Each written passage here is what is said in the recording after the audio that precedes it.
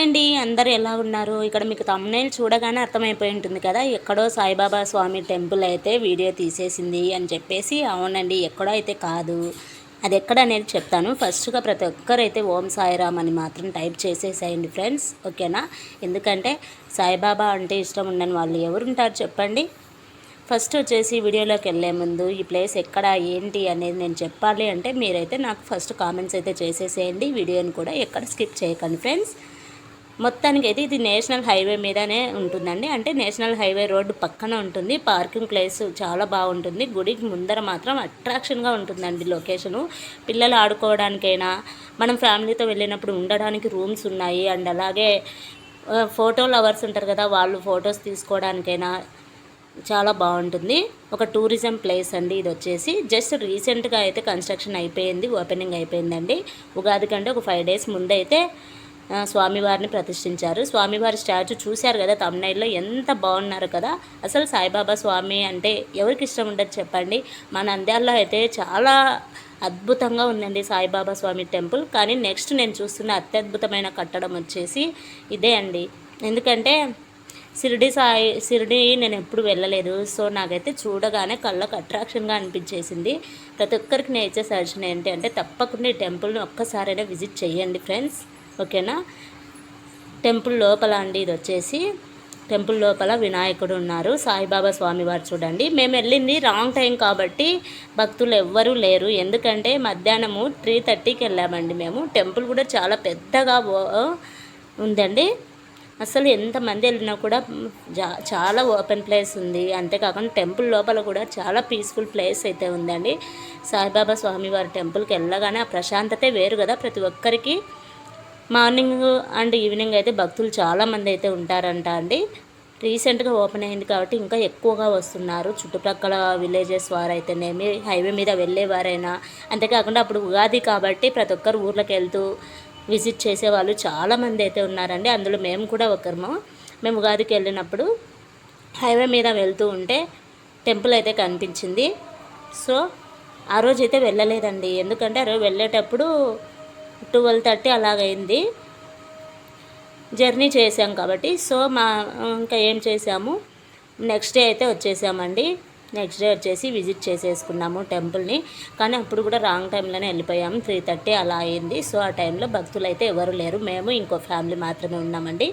Actually ఇక్కడైతే photos అయితే తీయకూడదంట అండి. అక్కడ ఉన్న పూజారి గారిని రిక్వెస్ట్ చేసి తీసుకున్నాము, ఓకేనా ఫ్రెండ్స్? ఎందుకంటే ఇంత మంచి టెంపుల్, అది కూడా మనకి ఇష్టమైన స్వామి ఉన్నారు అంటే ఆ టెంపుల్ను వీడియో తీసుకోకుండా ఎలా ఉండగలం చెప్పండి. ఇంకా ఇది వచ్చేసి టెంపుల్ ముందర ఓపెన్ ప్లేస్ ఉంటుంది చూడండి. అంతేకాకుండా టెంపుల్ చుట్టూ అయితే ప్లాంట్స్ అయితే నాటారు, కానీ అవి ఇంకా పెరగలేదు. పోయిన భక్తులు ఉండడానికి రూమ్స్ అవైలబిలిటీ ఉన్నాయి, వాటర్ ఫెసిలిటీ అంతా బాగుంది. ఒక టూరిజం డెవలప్మెంట్ అయితే చేస్తున్నారంట అండి. ఎగ్జాక్ట్లీ ఈ ప్లేస్ ఎక్కడుంది ఇప్పుడైతే చెప్తాను, ఎందుకంటే ఎక్కువసేపు కూడా నాంచకూడదు. ఇది తులసి కోట అండి. ఇంకా తులసి మొక్క అయితే పెద్దగా అవ్వలేదు, తులసి కోట. మా పాప అయితే ఆ లొకేషన్లో మంచిగా ఎంజాయ్ అయితే చేస్తుందండి. మేమైతే ఫ్యామిలీతో వెళ్ళిపోయాము. ఎస్పెషల్లీ ఫ్యామిలీతో మాత్రం మిస్ చేసుకోకండి ఫ్రెండ్స్ ఈ టెంపుల్ని విజిట్ చేయడం. స్వామివార్జుడు టెంపుల్లో కాకుండా టెంపుల్ బ్యాక్ సైడ్ ఎంత బాగున్నారంటే, ఎంతమంది వెళ్ళినా కూడా రెస్ట్ తీసుకోవడానికి కూడా మంచిగా ప్లేస్ అయితే ఉందండి. గుడి చుట్టూ మొత్తము, గుడి చుట్టూ అంతా ఇలాగే ఉంటుంది.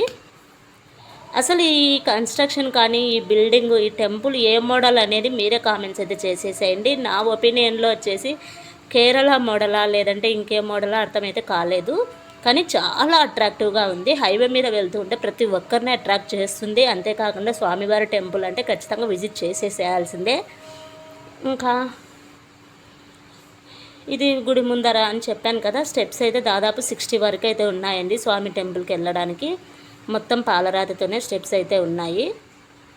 ఆ టెంపుల్ అంతా అదే చూడండి, బోర్డు కూడా చూపిస్తున్నాను కదా, డోన్ అని చెప్పేసి. ఇంకా గుడికి అటు సైడ్ ఇటు సైడ్ వచ్చేసి ఒక సైడ్ నవగ్రహాలు ఉంటాయి, ఒక సైడ్ శివలింగం అయితే ఉంటుందండి. అవి కూడా స్టెప్స్ ఎక్కే పోవాల్సి వస్తుంది.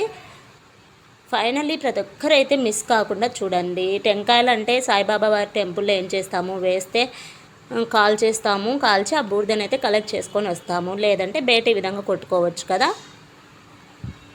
కాబట్టి సాయిబాబా వారి టెంపుల్కి వెళ్ళినప్పుడు ఏ టైంలో వెళ్ళినా టెంకాయ మాత్రం మిస్ అవ్వదు. చాలా అద్భుతంగా ఉంది. ఫ్యూచర్లో మాత్రం మంచి టూరిజం డెవలప్మెంట్ అయితే అయిపోతుందండి ఈ టెంపుల్ వచ్చేసి. ఒకవేళ మీరు ఎవరైనా కూడా హైదరాబాద్ టు బెంగళూరు వెళ్ళేటప్పుడు నేషనల్ హైవే పక్కనే అండి, నేషనల్ హైవే రోడ్డును ఆనుకొని ఉంటుంది. ఖచ్చితంగా విజిట్ చేయండి ఫ్రెండ్స్. ఎగ్జాక్ట్ లొకేషన్ వచ్చేసి డోన్ డివిజన్కి అయితే వస్తుంది. అసలు మీరు ఎస్పెషల్లీ ఆ ప్లేస్ ఎక్కడ, బోర్డు ఉందా ఏంటి అనేది సెర్చ్ చేయాల్సిన అవసరమే లేదండి. ఆ హైవే మీద వెళ్తుంటే ఆటోమేటిక్గా మనమే అక్కడికి వెళ్తాము. అంత అట్రాక్టివ్గా ఉంది. నంది అండి, నందికి ఎదురుగా శివలింగము. చాలా బాగుందండి. మొత్తానికైతే ప్రశాంతమైన వాతావరణము.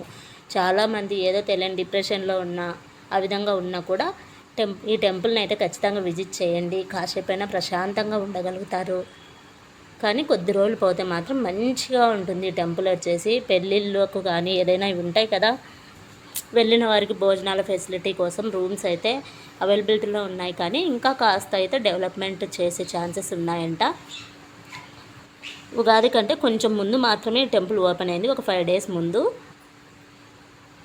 కానీ ఎంత బాగుందంటే అంత బాగుంది. మిస్ అయితే చేసుకోకండి ఫ్రెండ్స్. ఫైనల్లీ మీరు ఈ వీడియో చూసిన తర్వాత మీకు ఏం అర్థమైంది, అసలు ఈ టెంపుల్ ఏ మోడల్లో ఉందో నాకైతే కామెంట్ చేయండి ఫ్రెండ్స్. ఎందుకంటే నాకైతే చాలా బాగా నచ్చింది. ఫొటోస్ దిగడానికి కూడా చూడండి ఎంత బాగుందో కదా.